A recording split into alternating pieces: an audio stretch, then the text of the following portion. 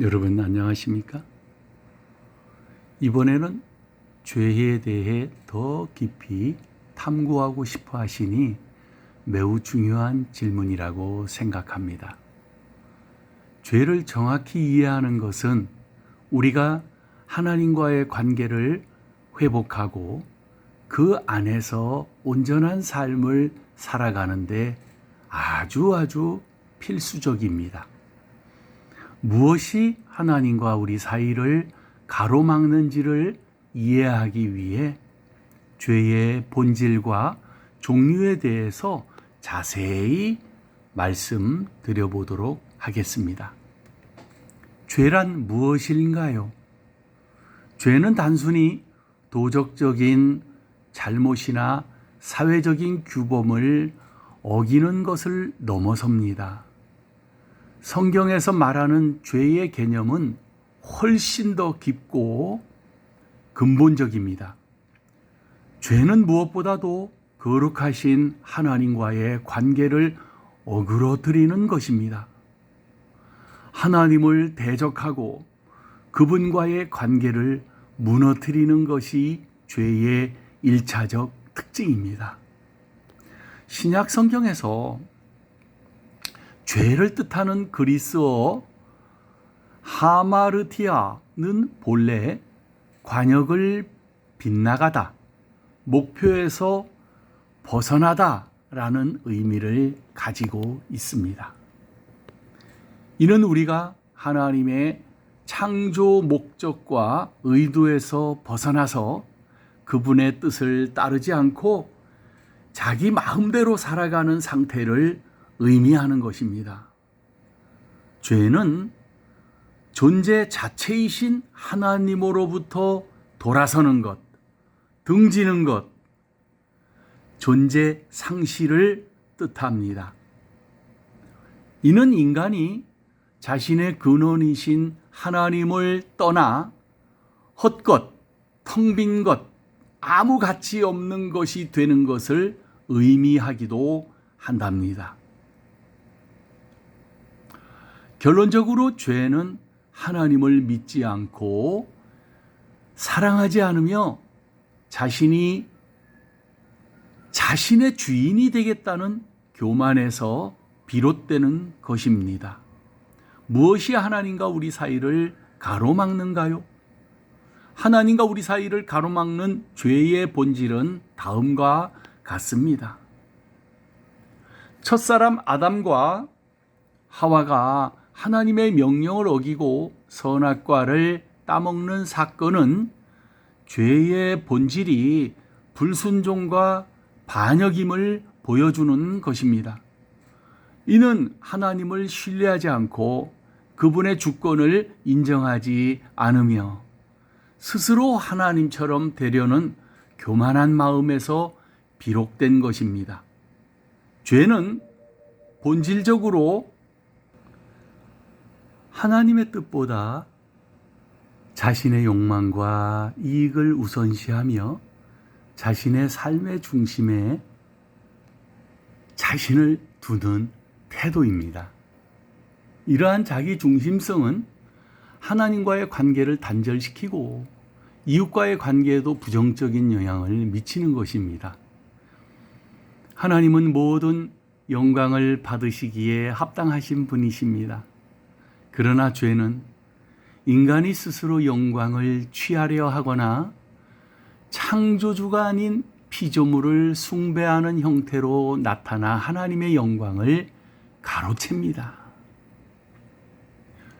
그래서 죄는 참 무서운 것입니다. 죄는 하나님과의 영적인 단절, 즉 영적인 죽음을 가져옵니다. 하나님은 생명의 근원이시며 죄는 우리를 이 생명의 근원에서 멀어지게 하여 영적인 목마름과 공허함을 초래합니다. 이번에는 죄의 종류에 대해서 살펴보도록 하겠습니다. 성경은 죄를 여러 가지 관점에서 설명하며 이를 통해 죄의 다양한 양상을 이해할 수 있습니다. 원죄라고도 하지요. 아담과 하와가 하나님의 말씀을 거역하고 지은 불순종의 죄입니다. 이 죄는 에덴 동산에서 발생했으며 모든 인류에게 유전되어 내려오는 근원적인 죄의 상태를 의미합니다. 우리는 원죄로부터 물려받은 어떤 원죄로 인해서 태어날 때부터 죄의 본성을 가지고 태어나며 하나님과 분리된 상태에 있는 것입니다. 이것이 중요한 겁니다. 그리고 자범죄라고도 하지요. 스스로 죄를 짓는 부분들. 자, 개인이 스스로 자기 의지를 가지고 짓는 모든 죄를 말합니다. 이는 크게 두 가지로 나눌 수 있습니다. 죄를 행하는 죄, 하나님이 금하신 것을 적극적으로 행하는 죄입니다. 예를 들어 거짓말, 도둑질, 살인, 간음 여러 가지가 있죠. 또 여러분, 죄를 짓지 않는 죄가 있습니다. 마땅히 해야 할 선한 일을 하지 않는 죄입니다. 이것은 겉으로 드러나지는 않지요. 예를 들어서 사랑을 베풀지 않거나 도움이 필요한 이웃을 외면하는 것 등입니다. 그리고 여러분, 고범죄라는 죄가 있습니다. 하나님의 명령이나 뜻을 분명히 알고 있으면서도 의도적으로 그리고 고의적으로 저지르는 죄를 말합니다. 이는 하나님을 업신여기고 그분의 권위를 무시하는 매우 심각한 죄입니다. 그리고 이제 용서받지 못할 죄가 있지요. 다른 말로 성령 회방이라고도 합니다. 성경에서 언급되는 특별한 종류의 죄로서 일반적으로 성령을 회방하는 죄를 의미합니다. 이는 하나님의 구원의 역사를 의도적으로 거부하고 성령의 분명한 증거를 알면서도 완악하게 대적하는 상태를 말하며 회개할 마음조차 없는 극단적인 영적 완악함을 뜻합니다. 자, 이제 죄의 결과에 대해서 살펴보도록 하겠습니다. 죄는 하나님과의 관계를 단절시킬 뿐만이 아니라 우리 삶의 다양한 부정적인 결과를 초래합니다. 첫째는 하나님과의 나누어지는 분리를 뜻하지요. 죄는 거룩하신 하나님과 죄인된 인간 사이의 깊은 간격을 만듭니다. 이로 인해 우리는 하나님과의 친밀한 교제를 누릴 수 없게 됩니다. 두 번째, 영적인 죽음을 이야기합니다. 죄는 우리를 영적으로 무감각하게 만들고 하나님의 음성을 듣지 못하게 하며 영적인 생명력을 잃게 합니다. 세 번째, 죄의 노예가 되지요. 죄를 짓는 것은 결국 죄의 지배를 받게 되어서 죄의 습관과 중독에서 벗어나기 어렵게 만듭니다. 네 번째, 육체적인 죽음이 찾아오지요. 궁극적으로 죄는 육체적인 죽음으로 이어집니다. 죄의 삭은 사망이요, 하나님의 은사는 그리스도 예수 우리 주 안에 있는 영생이니라 하고 로마 성경 여러분 6장 23절에는 말씀하고 있는 것입니다. 자, 그러면 이제 중요한 게 남았습니다. 죄에서 벗어나는 길이 있습니다. 자, 홍 반장이 중요하게 여기는 것이 있습니다.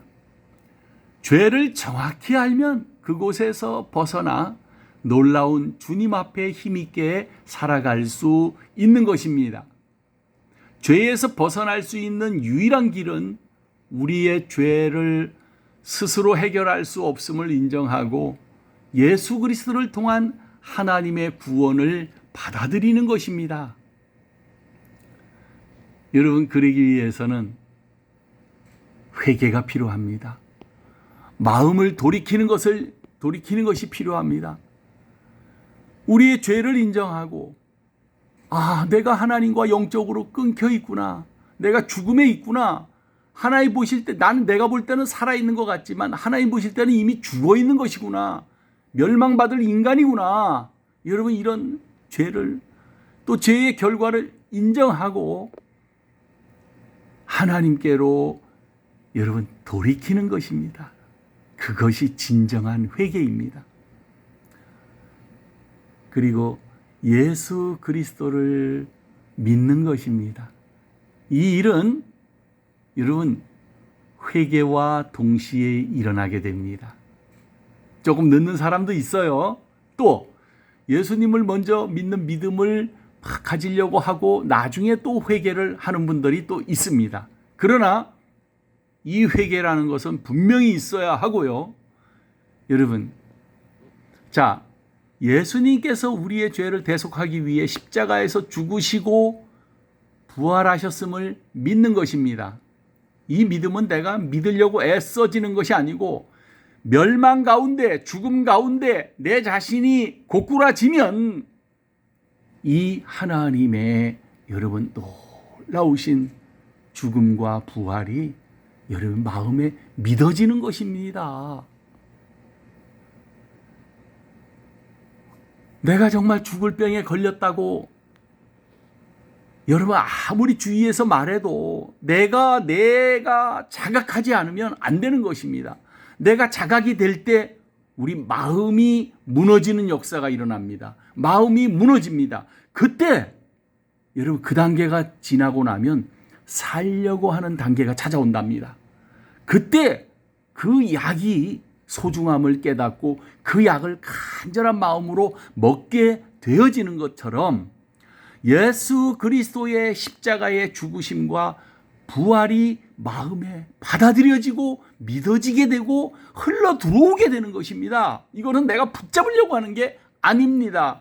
붙잡으려고 하는 것은 그 마음이 무너지지 않았기 때문입니다. 믿어지지 않는 것은 나를 신뢰하는 마음이 아직 깨트려지지 않은 상태라는 겁니다. 여러분, 예수님은 첫 아담의 실패를 대속하시기 위해서 오신 둘째 아담이십니다. 그분은 율법의 요구를 완전히 충족시키셨습니다. 그리고 여러분, 성령의 역사가 따릅니다. 정확한 회개와 믿음이 이루어지면 예수 그리스도께서 우리 안에 들어오십니다. 아멘. 그걸 성령의 임재라고 합니다. 그럴 때 성령님께서 우리 안에 거하시면서 죄를 미워하고 의를 행할 수 있는 능력을 주시는데요. 중요한 것은 내 자신이 정말 무너지지 않았다면, 조금이라도 나를 신뢰하는 마음이 존재하고 있다면 주님은 일하실 수 없는 겁니다. 여러분, 주님이 우리 안에 거하시면서 죄를 미워하고 의를 행할 수 있는 능력을 주시는 그런 삶을 살게 되는 것입니다. 사랑하는 여러분, 죄의 본질을 깊이 이해할수록 우리는 하나님의 놀라운 사랑과 구원의 은혜를 더욱 크게 느끼게 됩니다. 우리가 죄인임에도 불구하고 하나님께서 우리를 사랑하시고 구원하시기 위해 독생자 예수 그리스도를 보내주신 그 사랑을 묵상할 때 우리는 죄의 속박에서 벗어나 진정으로 자유롭고 힘있는 삶을 살아갈 수 있습니다. 이 모든 말씀이 저와 여러분 모두의 영적인 성장에 도움이 되기를 진심으로 바랍니다. 감사합니다. 다음 시간에 진정 하나님의 마음을 사모하시는 분들을 위하여 또 귀한 주님의 마음을 나누도록 하겠습니다. 안녕히 계십시오.